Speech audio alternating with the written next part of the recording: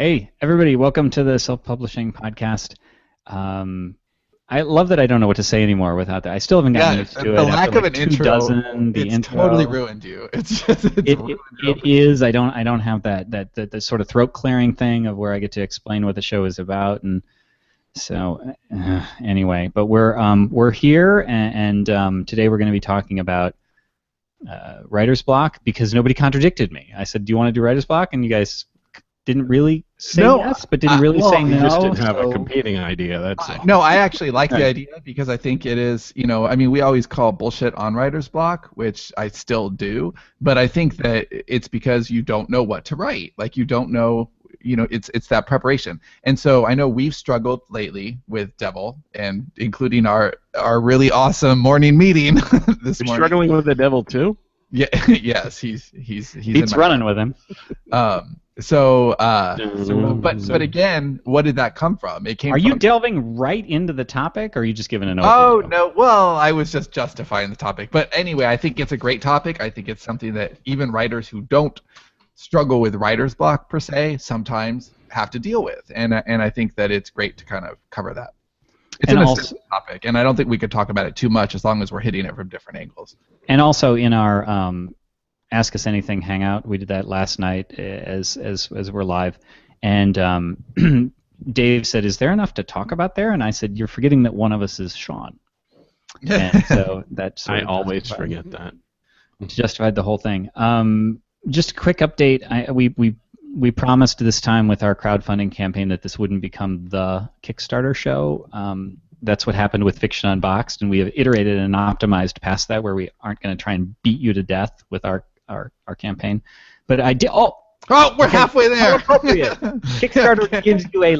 Okay, so somebody's probably waiting and watching the show live. What that was, that little reaction there was both of us apparently. I don't, Dave doesn't, I guess, but apparently I have a don't even window look. visible for the Kickstarter project for our app Story Shop. And Kickstarter does it's a live update that you don't have to refresh the screen or anything. And we've been one lifetime backer away from halfway from 50% funded for most of the morning. And so right as I was saying that, it literally, I just saw it flicker over. So we're now officially 50% funded. Yeah, now I can close this because I was actually I was paying attention to this because I wanted to see that halfway. But I'm good. I think it's a live viewer, and they said, "Oh crap, they're going to talk about this for like 10 minutes. I'm just going to do it. I'm just gonna finish. Well, All right, well, so, thank you. Just That was shut them fun. up." All right. Well, I'll give it a decent burial while also just getting a quick plug-in. It's sterlingandstone.net/storyshop will redirect to the Kickstarter. And if you're listening to this on the audio feed, it is still live. We actually extended it to 30 days instead of 14. Not so that we can bludgeon you with it for 2 more weeks, but just because we wanted to give it a fair shake, and there was kind of no reason not to, because we're not going to overmarket it, hopefully. Yeah, well, our objection was, banging the gong for 30 days was miserable, but and so it was the kind of thing we just dug our heels in. Well, it's going to be a week, and then somebody at Kickstarter told us that was really stupid. Like a week is like gives you no time, no margin for error. And I don't know anybody that does a Kickstarter for a week. Nobody. Right, like- Nobody. I respect 2 you, weeks. but just Not no. even 2. No. Almost everybody does a month. Originally we said a week, and then they said, well, 2 weeks really makes more sense because that gives you a little margin. So we had decided 2 weeks, and then right before we were ready to go live, we were on an unrelated story meeting, and we just decided why not make it a month as long as we don't, if we're sending the same amount of planned emails and nothing else changes, why not get 2 extra weeks? So that's what we did. All right, so we'll put it to bed. We won't we won't continue talking about it, and we'll move on to something cool. Well, that was pretty cool, but that wasn't official something cool. I have something cool. Okay. Go Of first. course you do. You go. All right. Well, mine is a little bit of it's a repetition of something cool from a little while ago, but it's evolved slightly, and I am standing up because I was so inspired by the new Dave. And now Dave's sitting now, and I'm not like I'm not busting his balls. I'm not like, oh, well, Dave's back to sitting, but he was standing, and he has been walking a ton, and he's eating better, and he's on a day schedule, all this good stuff, and so it made me say, like, I want to be able to do that, but the problem was that I can't raise my whole desk, and so then I'd have to like build something, and it needs to be quickly convertible. So I literally took a bunch of those bankers boxes that you keep like your old tax returns in, and just kind of duct taped them together in this configuration. So I just lift my monitor up, which has my camera on, and I can hold meetings this way. I can work standing up for the last half of the day, and I'm digging it. I'm digging being able to move around a little bit. Yeah, that is awesome. I need to fix my desk. Right now I have 2 different desks. I don't have. And that's what I didn't want, because I have a preference for this one. Yeah, you have a desk area that you have modified. I have my desk, and then I have a standing area over on the other side of the room. But it's iterative, right? I'll figure it out later. My something cool is a unicorn that I really like. So Now, you could just let's pause there and just really reflect on what Sean just said without explanation. I'm about to. He's gonna go buy it chocolates and flowers. So I really like this unicorn. I hope it likes me. I'm gonna give it a note. I am. Check yes or no. Do you like me? Check yes or no. Our phrase, put a unicorn in it, right? And that just means that there's something that you want to basically be able to, it's the unicorn Western, right? Like there's pink smoke and there's unicorn, so everything else goes in our Western. And so I really liked this. I like the concept that you can take anything where you want to give yourself an out, and that's your unicorn. And so we've been watching this show, The Goldbergs, which I know it's in its 3rd season, but we just started watching it a couple of weeks ago. And it's a little, not like The Wonder Years at all. It's definitely more sitcom than The Wonder Years. But for me, growing up in the 80s, and The Wonder Years kind of, 80s and 90s, and The Wonder Years showed, my parents' age in the 60s, and I thought that was really cool. This is, about growing up in the 80s, and it's really charming and a lot of fun to see. It's very nostalgic. And so, but what's crazy is they don't care about continuity at all, right? So in the same episode, they could be waiting in line for, to go see E.T., and then, later on in that same episode, somebody's got they're holding the boombox over their head for, Say Anything, which is like 7 years later. So there's no continuity to the 80s whatsoever, and there shouldn't be, because it would really dilute the fun of the show. Isn't the narrative of the show, it's like a kid's memories, so they're flawed to begin with, and that's not even. No, it is his memories, and I've seen the show. There's a couple of really cool things about the show. So like at the very end of each show, they'll have like a little piece of video that he actually took when he was growing up, and it'll be compared to something in the show. So it is based on his childhood, but I think they're just not trying to worry about that kind of continuity.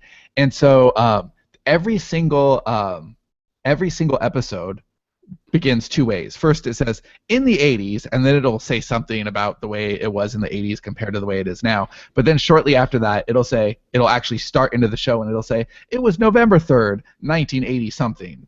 And it's always a date and then 1980 something. And that 1980 something just kind of softens everything. Like, it was 1980 something. And it's just got this real storytelling lilt to it. And I think that that's really a great example of putting a unicorn in it, because if they tried to be linear, and if the first show started in 1983, they would be boxing themselves in to only talk about stuff like that. So they couldn't talk about the Nintendo Power Glove, because that didn't come out until like 87 or something. Can I just define the put a unicorn in it a little more pointedly for some of you? Yes, please.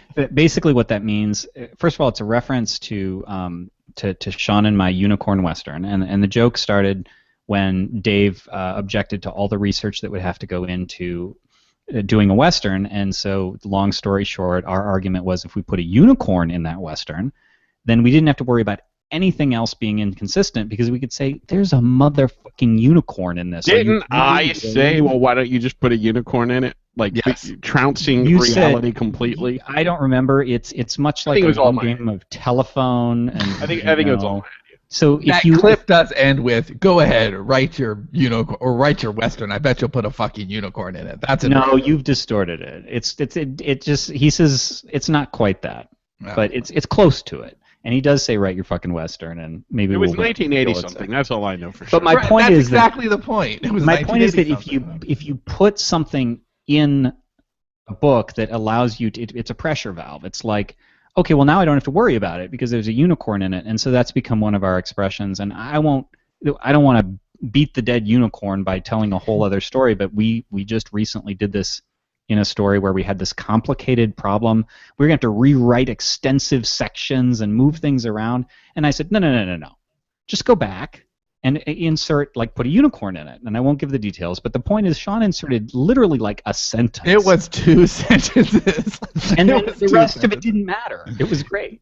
Yeah, and it was pretty funny because I could totally imagine Dave flipping out at this exact same thing. Yeah. And Sean kept texting me the edits that had come back. Here's another one. Here's another one. Here's another. We got to rewrite all of this stuff. And I eventually hit a text and I said, okay, stop, all in one quote. And then Sean had to step back and recalibrate, and I said, why don't we just put a unicorn in it? Yeah, it really was a 2-sentence solution. And unicorns can be very helpful, in writing your story, because you don't want to, if you have a knot and you can totally untangle it with, tons and tons of rewriting, that, whatever, like it might be the right solution. We're not saying be sloppy. And don't cheat, right? If it's cheating to put a unicorn in and you're shortchanging your reader, don't do that. But if it enhances it, then please do. So in the case of the Goldbergs, I think the show's way better for that unicorn. I don't want continuity in that. I want a nostalgia trip, right? Like, and it's able to do that because of the unicorn. Dave, you have anything? Yeah, there's a few cool shows on. Limitless, which I liked right away. There was another one called Blind Spot, which I didn't like the first episode a lot, and everybody was basically jizzing over the show, saying how awesome it was. I thought some of the dialogue was really like ham-fisted, but I've been watching it since, and it's gotten a lot better. I like it. And then there's another show called Quantico on ABC, which is pretty damned awesome. It is. It's about these FBI recruits. It goes back and forth in the timeline, which is why I like it a lot. It opens up with one of the recruits, a woman, like waking up in a bomb blast. This place has been bombed, and she wakes up, and then she's put under arrest. And then it goes to day one of the recruitment, and she's one of the recruits. And it goes back and forth with all these different recruits, and there's like all these like mysteries going on, and she's basically being set up, but you don't know by who, or even for sure if she is being set up, although I imagine she is. But I mean, yeah, she is for sure. But yeah, it's a really cool mystery, and I like the way they do it with the back and forth timeline, present and past in each episode, and it's building up throughout the entire season. And it's one of those shows that I hope it does well, because you can't just tune in on episode 5 probably and pick up. I mean, you really got to follow from the beginning, I think, and a lot of times that hurts a show. But with the on-demand nature of TV these days, people can. It's definitely worth it to try and catch up. It's only like 5 episodes so far, and pay for it or whatever. Definitely worth it. Great show. Sounds good. Sounds cool.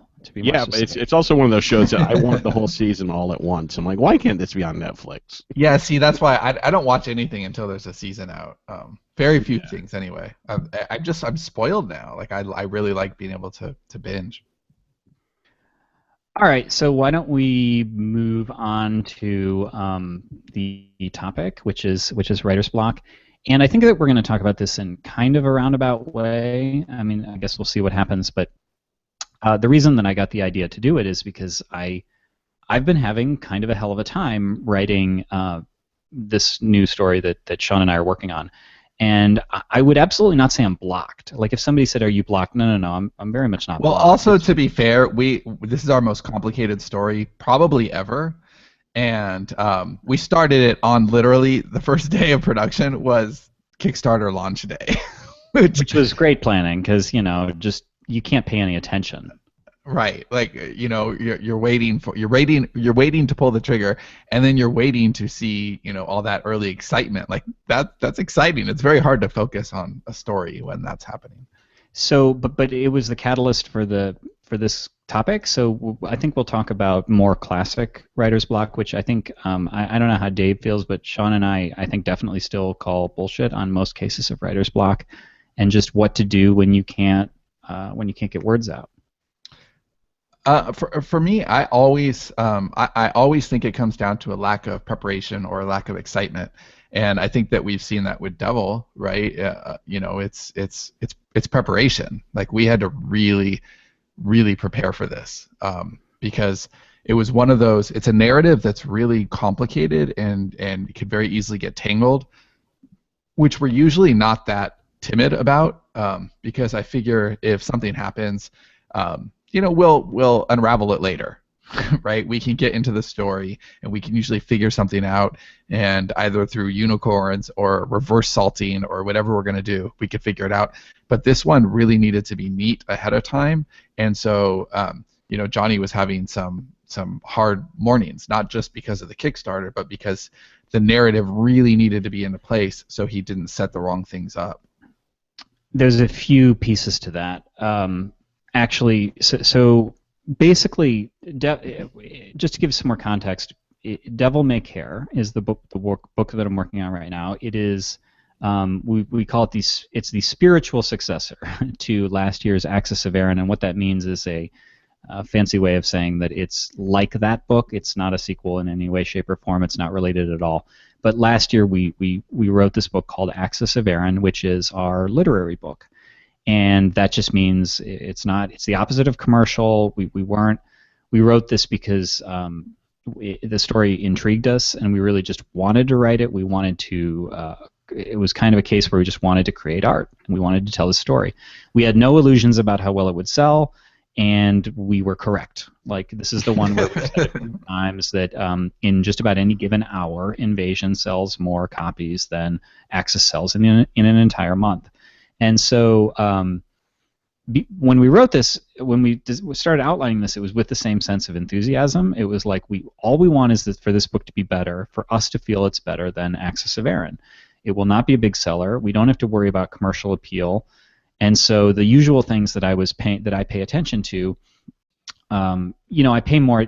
We want to satisfy readers, of course, but usually with a book like the Invasion series, we want to satisfy them in a specific way. We want prose that clips along. We want open loops. We want little cliffhangers at the end of chapters. We want that page-turning feel. We want, the third book in the Invasion series, people were getting tired of waiting for aliens, so we said, okay, it's the Aliens show. There was a season or 6 of Yesterday's Gone where I know you guys were like, people love Baricio. Give them more Baricio. So that's normally really very much in our heads, and this time it just wasn't.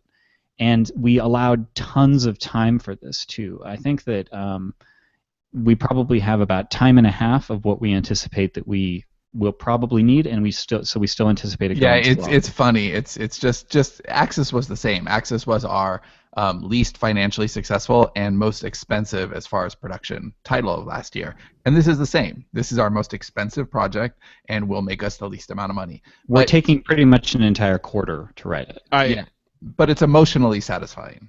I just want to go on record on saying, give them more Baricio. My first instinct was to make people regret wanting more Baricio. In season 2, I made him do reprehensible things. That didn't work out. Oh, it worked out perfectly. But because of this, because of the nature of Devil May Care, it's literary, for want of a better word, and it has a very specific style, and there are, like Sean said, narrative complexities. I don't want to say a lot more than that, but it is a complex narrative, not in the way that we've said the Beam Season 3 was super complicated. Not in that way. Well, that was complicated as far as like just a plethora of characters, keeping track of stuff, and we also had 350,000 words worth of backstory to make sure it was all led up to something substantial and was clear. This is a clean slate, but the narrative itself is much more complex. Wait, are you going to say this is more complex than Yesterday's Gone Season 3? Definitely complex in a different way. It's totally different. It's apples and oranges, but that's like, I don't know. We can give you the if you want to. We'll tell you literary dicks later. We can tell you the hook later if you want to know. It's very different. It's not like because that is like that has a lot of unicorns. There are no unicorns in devil, or an Axis for that There's matter. no unicorns in Yesterday's Gone season 3. Well, there are though. Everything matched perfectly like a finely crafted puzzle. But it's not real. It doesn't take place in the real world. Well, no shit. Okay, but It's not but a biography.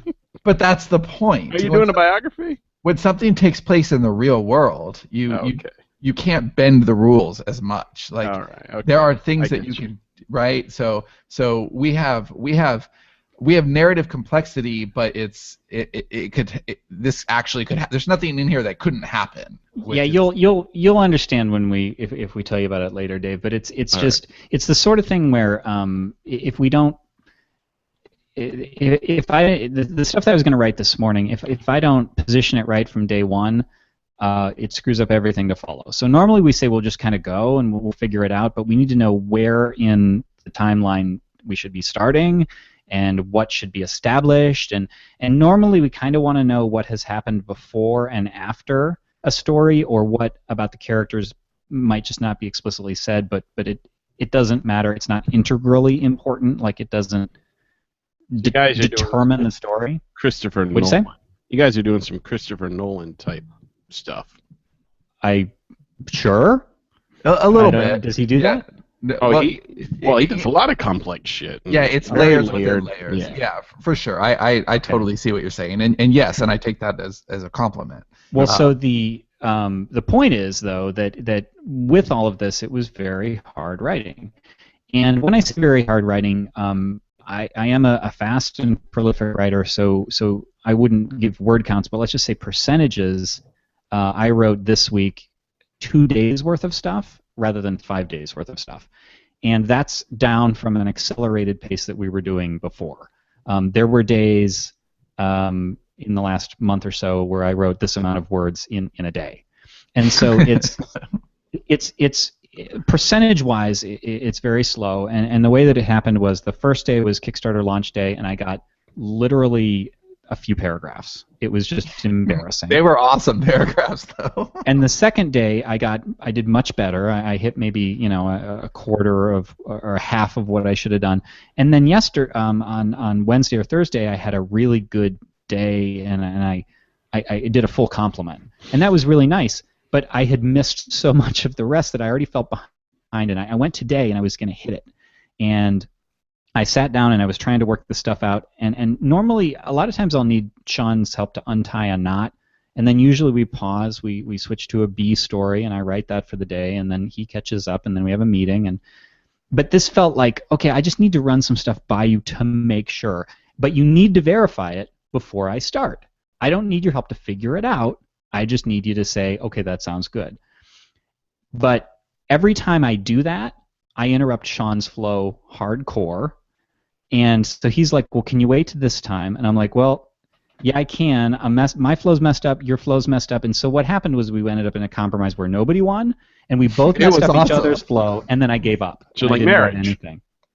That's exactly what it's like. And I'm not winning. And the way this has been really trying because usually it doesn't. Usually it's not hard for me to get words out, and I think that there have been a few things that I've done. I know that one day I literally just quit, and I was like, okay, well that was 15% of what I wanted, and then I went out and I forced myself to go away for a couple hours. I think I took my kids and walked the dogs, and then I came back and actually.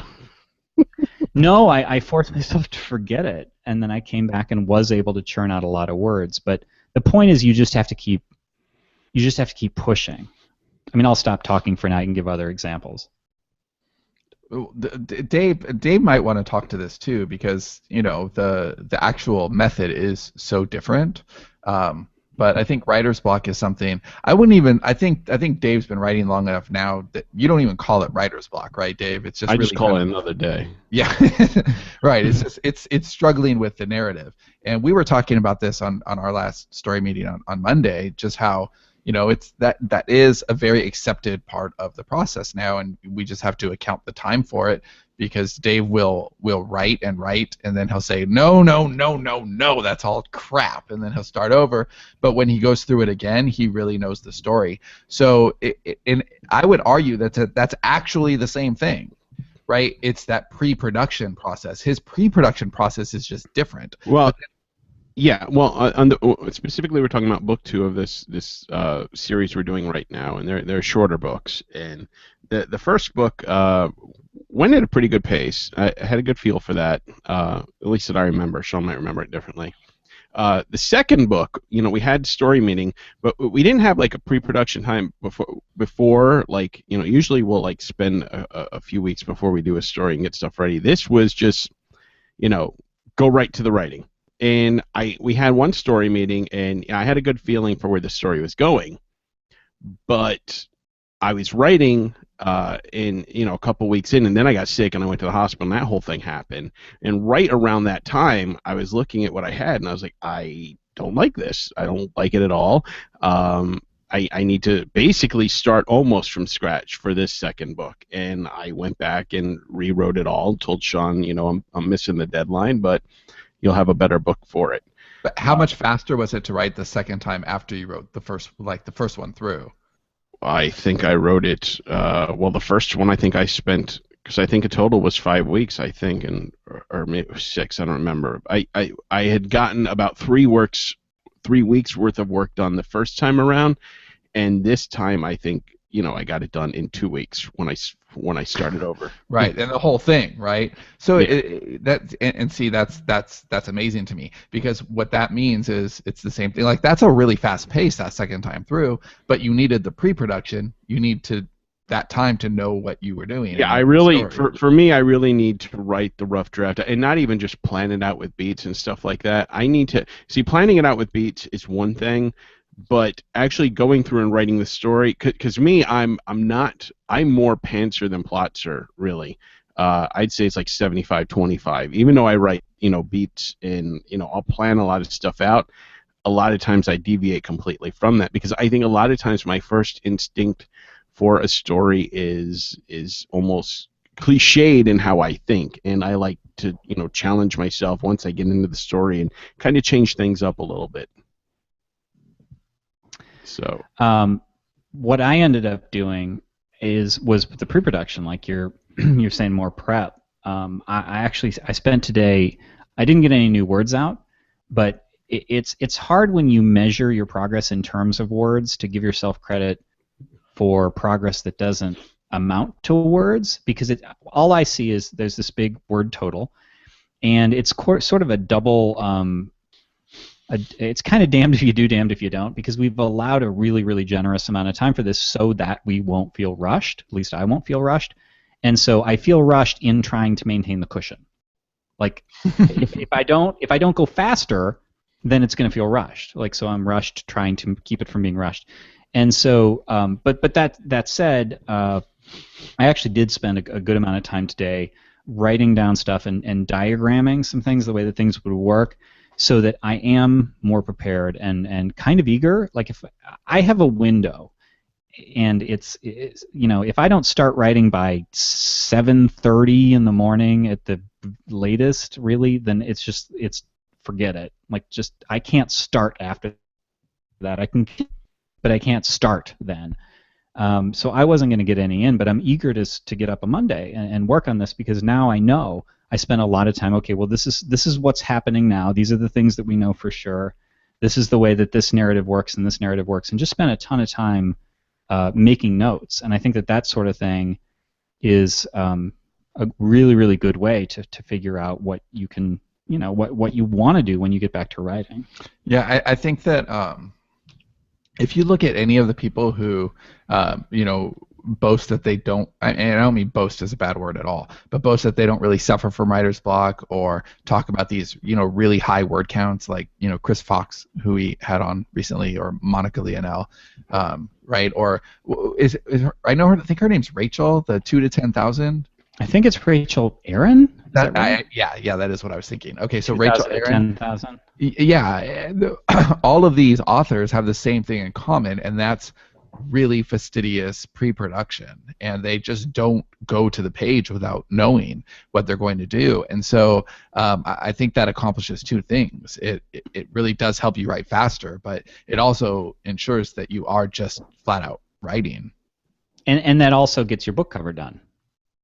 Yes.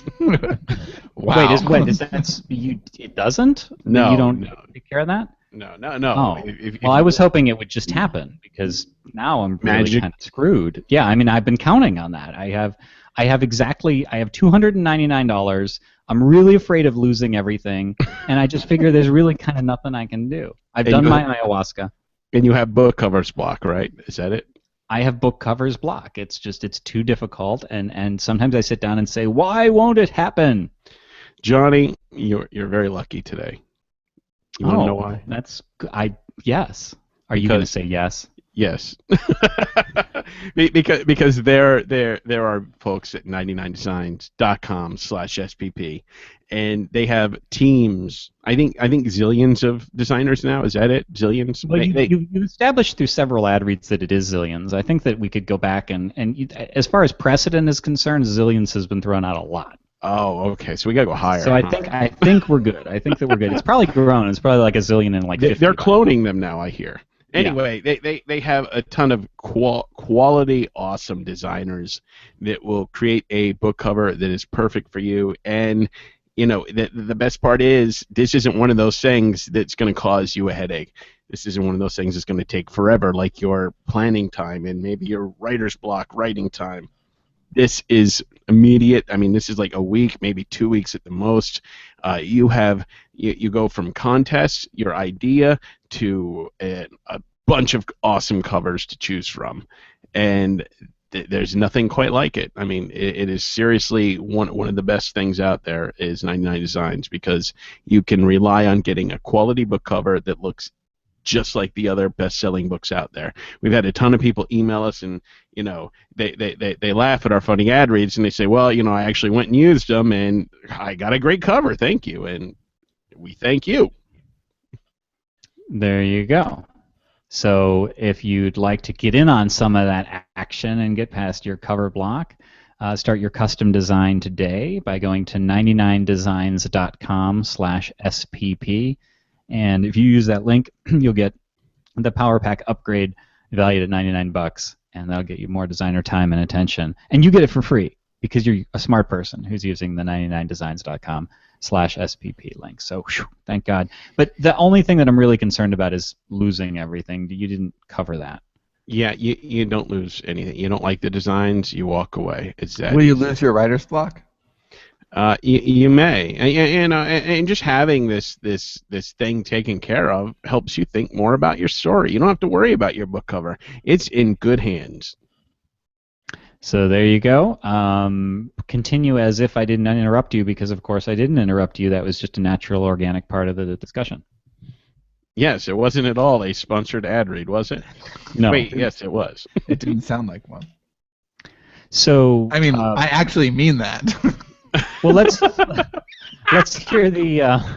So what are some other ways to, if you're we've been giving examples where maybe you're underprepared. We do call bullshit on writer's block, and that's, by the way, that's not to minimize it. If you feel truly blocked, like it's not like you're not working hard enough. Fuck you! You're not trying. Right, we're not saying that, but I do think that it can usually be subverted by writing something else. My father never had carpenter's block. Let me just tell you that. Well, I think too, it's very simple. I mean, this is pedestrian advice, but I truly believe it works. It's just changing your state. You know, like if you're sitting there and you're staring. Use ayahuasca. That will change your state. You know what? A good example is, you know, I think all of us have at one point or another been in bed and we're trying to fall together. asleep. And we're trying to fall asleep. Together. And it's not happening. And, you know. Well, yeah, because we're all in bed together. All right, Sudsy. Hold on. This is a whole new Dave. You know, a whole new world song from Aladdin. This is a whole new Dave. I sang that last night. Dave and Did Dave. you really? I'm glad I wasn't there. So, you know, you're trying to fall asleep, and the more you try, the harder it is. And, you know, at that point when that happens to me, like if I wake up, sometimes it's 4 o'clock, and I know that I'm just not going to bed, and so I get up and I'll do something, and then I go back to bed. But the worst thing I can do is just sit there and try to go to sleep when I'm wide awake, because it's not going to happen. And I think staring at the blank page is the same. If you just sit there and you're going to like force it out, but you don't know your story, you don't know where you're going, you're not that excited to write it, and you're just trying to put your words in for the day, right? Like that's what you're trying to do. Is I promised myself I would hit 1,000 words today, and you're at 281, and you're going to just force those other words out. I think that is an exercise in futility. But if you could get up, they're not going to be good words, right? Or they're not going to be good because you're not feeling it. So get up and walk around, and just seeing the world around you or listening to something could jog an idea or two. Having a conversation. I wouldn't really suggest getting on Facebook or Twitter, because I think that that could easily just distract you. But changing your state. Book. Or read a book. Yeah, reading a book is great. Yeah, I would say do not go on Facebook and Twitter, because just speaking from my own quasi-writer's block experience this week, I was very interested in everything else. Because when it's tricky to write, it's like, well, I mean, we had a great example. I'll go check the Kickstarter totals again. And it takes a half a second to look at the page, which you do approximately every 30 seconds. But every time breaks your flow. Every time. Every time. And then it's like, okay, well, but that didn't take long enough, so I can check the dashboard in Kickstarter, which is just the same way of looking at the same information a different way.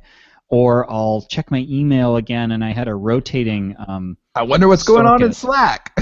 Yeah, oh yeah, Slack. I check Slack, and the terrible thing is I know what I'm doing, and what Sean just talked about, the thing about if you know you're not going to get the words out, to just go do something else. I know that too, and I'm sitting there and I'm having a really hard time with this book, and I'm thinking, boy, this is really hard. I should get up and go do something else. I get that, but I don't do it, because it's like, well, but if I get up, I'm losing time, and I want to get this done, and it's a tricky thing. It's we're not immune to it, but these are the sorts of things that we try to jostle things loose when it occurs. Well, you just want to know when you're making excuses for yourself, which we all do. I know. I mean, we produce a lot, so it may seem like we don't suffer that stuff, but all of us do. There are days when I flat out don't want to work. Actually, this morning's a good example. I'm very much a creature of routine. And what happened? The very first thing that I said after Johnny and I got off our impromptu meeting, and the very first thing I slacked to him is, well, fuck. Now I don't want to do anything. And it's true, because I had been kind of unplugged from my usual routine, my rhythm. Like, this is what I'm comfortable in. I do this at this time, I do this at this time, I do this at that time. And by being pulled out of that, I all of a sudden felt a lack of motivation, which isn't exactly writer's block, but it's kind of the same thing. I'm just sitting there staring at my work, not wanting to do it, not feeling it. And so I went for a walk, and that really helped. And I came back and I was much ready to hit it harder. And I think that the worst thing I could have done, the big mistake I would have made, is to just sit there and try to muscle through it, because I could feel myself starting to go down that slide. And I think that writer's block, it's very easy to do this thing. Okay, well, I'm going to check that one thing. I'm going to check email. I'm going to check Kickstarter. I'm going to it's a very slippery slope. And if you feel yourself starting to do that, get up and walk away. I have a trip that I have planned on November 10th to the Wastelands, coinciding with the release of Fallout 4, so I might have writer's block for a couple weeks there. Oh, I was trying to figure out what the hell you were talking about. Yeah, I didn't understand. Like, some people got it right away. And when you said you were going to the Wastelands, I'm like, is that like the Badlands out in North Dakota? I thought it was his basement. Yeah, that too. He was just going downstairs. It's time to feed them. Another thing that has worked for me with difficult writing days, let's just say that instead of block, because I don't believe it is block even a little bit, at least for us, is, and I would say use this with extreme caution, like the sort of thing that I'm hesitant to even mention it, but why not? It depends for certain kinds of writers. is I would quit. I would quit. And it's sort of like what Sean said with the just getting up when you're trying to get to sleep. I think that for a lot of people, and probably the vast majority, that's the wrong choice, because if you're not, if you have a hard time doing the War of Art ass in seat, get the work out, then quitting is big picture not a good idea, because then you're like, well, fuck it, I'll just do it later, and then you never get to it. But for us, this is our full-time jobs, and sometimes it does make sense to conserve your energy and just understand that you're not be productive. And so I actually did other things. There were other things that needed doing, and so I went ahead and I did them. And did it feel right? No. It felt like I was slacking off because I didn't get my words in, and that's the first thing I do. But I would just I think there were 2 or 3 days this week where I just said I'm done. You threw in the towel, done. But I threw in the towel early. I threw in the towel at like 9 in the morning when I can write for 2 more hours. Like I could have taken a walk. Here's the difference. I can write until 11 pretty comfortably with some short breaks. So at 9 o'clock when it's a problem, I could get up, go outside, take a walk around, come back and write again. But in those cases, I just said, you know what? I know myself well enough at this point, and I'll make it up later. I have the time, you know. Okay, but that's a really important point. You know yourself, right? And so you have to know yourself. If you know, like, there's not a lot of danger in Johnny falling off the wagon. You know, one of the reasons that I as far as ayahuasca. Those are, you know, one of the reasons that those streaks are so important to me, where once I start, I want to keep them every day, is because I know myself. And once I stop a streak, I don't care that much again about starting. Like, it'll take me a while to get started again. And if I have 31 days in a row on something, like, I'm going to keep that going and going and going. But, you know, if I could have 48 days and then I break it, and then it could be 4 months before I start whatever I'm supposed to be doing again. So, you know, it's just it's one of those things where you just want to do better. Dave, what are some other block? I mean, we haven't really talked much about block. Like, do any of us? I know I don't. Do you? One of fucking flies here. This is what I'm doing. If you're watching me out live, that corpse on the ground. Yeah, exactly. You gotta get corpse away. Yeah, they're you know, one of the things that I run into a lot when, you know, I'm trying to work out a story is that, you know, I will know how some parts of the story go, but other parts I am like clueless about, and that's really where the beats came into being for me, because I was a pantser, you know, in the very beginning, and I found that, you know, I had ideas where I wanted stuff to be, but I didn't really know totally. So I would write, you know, part of it, and then I would, you know, put beats for stuff that I wanted to come back to, and then I would come back. So a lot of times when I run into a hard part now, or a part that's different from the flow I'm in, like if I'm like really killing an action scene, and I feel really good, I can go into the next action scene. Because, you know, I'm feeling that energy. Other times I'm in like a more, you know, melancholy mood, and I might have like the dialogue really, like, I'm just nailing it, and I'll skip the action scene and I'll go to the next dialogue scene. And when I'm really feeling in the zone for something, I move around depending how I feel with a story, within the story, and that I think that helps a lot for me. I love that advice, because you know, you are consistent, and it's not a matter of I'm giving up for the day. I'm pivoting. And I think that, you know, ideally what would have been great this morning is if Johnny had just said, okay, well, we have a meeting coming up. We could do that, and I'm going to jump to this B story. But I don't have my B story beats ready for Johnny, so he wasn't able to do that. But you know, not everybody collaborates either. So let's say you're just working on your own.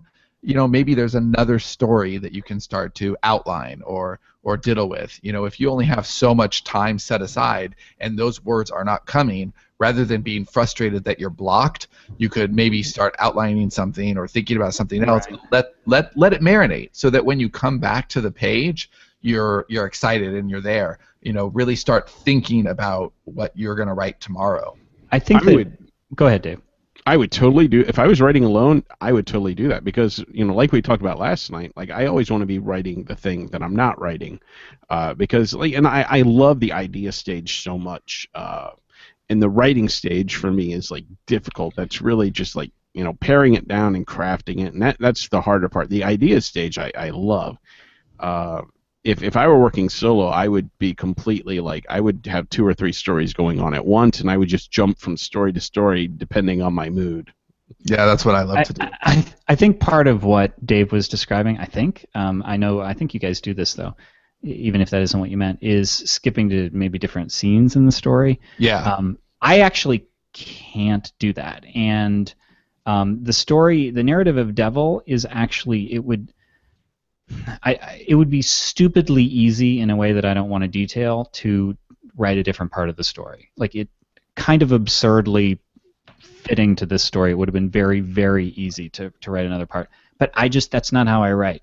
It doesn't matter what's going on with the narrative. I need to start at the beginning of the book and finish at the end of the book, because my brain is wanting to insert mentions or little devices or whatever. And so thankfully Sean knows me well enough to not be annoyed by this, because it would have been really reasonable for him this morning to say, well, why don't you just write the next thing, dumbass? Like, why do you need to figure this out right now? That doesn't really work for me, so it's a know yourself sort of thing. But another thing... Yay! Something I can do that you can't. It's so intimidating that you can belt out all these words, and I'm like, no, yeah, I think something I can do. I think knowing yourself is really important. Why don't we, before we close, why don't we each just give our number one tip for dealing with writer's block? Because I just gave mine. So what, writing out a sequence, yeah. Going to another part? How about you, Johnny? Well, my number one okay, so I suppose my real number one tip would be to stop beating your head against the wall and get up and that's how you make art, though. And try again. It is. But then I was actually going to say something earlier, and I think that this is a good takeaway, and it does boil down to know yourself. And what I was going to say is the way that Sean and I work, and this isn't unique to collaboration, but it does work with the way we work collaboratively, is I will write the rough draft, and then I will see it again for another polish in this case. And I know that last year, right around holidays, I don't want to work because it's the holidays. I'm not going to work Christmas Eve and Christmas. But those in-betweens, I like writing. I want to those last 2 weeks of the year, I want to put in a few hours. And that said, the last 2 years I've tried to do that, and I just can't do it. I'm just like, you know what? I'm mentally on vacation. So we structured this year such that I will be doing non-first draft. I will be doing polish on Devil May Care during that time of the year when I know that my tendency is not to write the rough drafts. So if you arrange your schedule in such a way that you're able to do your strengths when you feel strongest to do them, or you take your weaknesses away from areas when you know you will not be able to do them, that can be a great way, just shuffling your duties around a little bit. Yeah, my takeaway would just simply be, change your state. I do think that it's okay to quit when you need to, and just, that's certainly better than just, opening a vein. But I think it's best if you just step away, go for a walk, do whatever, and then come back and try again. And I think it's surprising how often you can hit something a lot harder after just stepping away. And we'll just finish on, there was a time when Johnny and I very publicly had writer's block. Now, we weren't writing yet. This was still verbal, but we were trying to get to the meat of our story in Fiction Unboxed, and it was for the Dream Engine before it was the Dream Engine, and we were live, and we were trying to come up with our story, and we hated everything. And that was awesome. That was an awesome day. Yeah, it was after 3.5 hours, and we need to start writing the next day, and there are 1,000 people watching us, and we don't know what to do. And that was, I think that's as close to writer's block as you get, right? I don't know what to do. And so the suggestion was just, let's meet back in an hour and a half and each go for a walk. And when we came back, we nailed it. We had we had 6 ideas, and we got through them, and we could immediately start on the beats after that call. And that just was a matter of changing your state. And I think that sometimes the brain just needs a nudge, and I think that's the best way to get it. All right. Well, I can be a whore, but I would be a whore to my own whoring self if I didn't at least mention the fact that Story Shop is going on right now. Sterling and half funded. You know, we're halfway to getting our Although app. by the time this airs, it's probably 2/3 funded. Sterlingandstone.net/story shop, or you can just search on Kickstarter for Story Shop. If it doesn't get funded, then we can't make it because there's no market for it clearly. So yeah, and just to be clear, we have had a lot of questions that oh, this looks like a great collaboration tool, or a tool for pro writers, but this is for any writer, anyone making anything creatively, and I would have killed to have this app, back when I wrote my very first terrible thing. And then I'll just mention that we actually did this 2 episodes ago. Next week, if you're on the feed, or next, because we're recording 2 back-to-back, like in 5 minutes if you're live, our next show we're going to have James Altucher on, which is going to be really cool. I'm really looking forward to meeting James and having him on. Yeah, that'll be awesome. Looking forward to that. All right, so we'll see you next time, folks. Peace out.